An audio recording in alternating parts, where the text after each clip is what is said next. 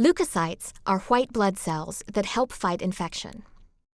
At sites of injury, infection, or inflammation, cytokines are released and stimulate endothelial cells that line adjacent blood vessels.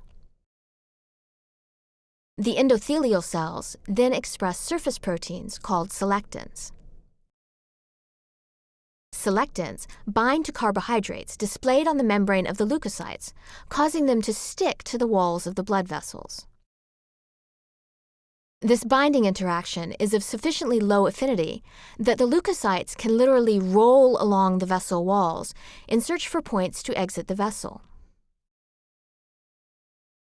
There, they adhere tightly and squeeze between endothelial cells without disrupting the vessel walls, then crawl out of the blood vessel into the adjacent connective tissue.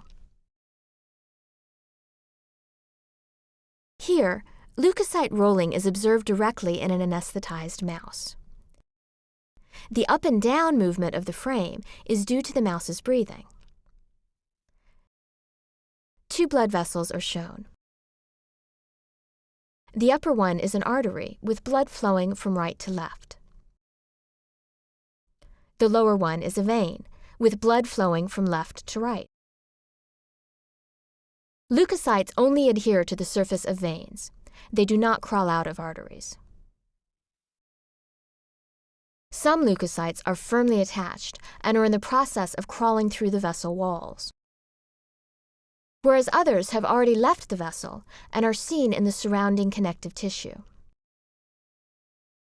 When the blood flow is stopped temporarily by gently clamping the vessels, we can appreciate how densely both vessels are filled with red blood cells. Red blood cells do not interact with the vessel walls and move so fast under normal flow that we cannot see them. When the blood flow is restored, some of the leukocytes continue rolling, whereas all non-interacting cells are immediately washed away by the shear.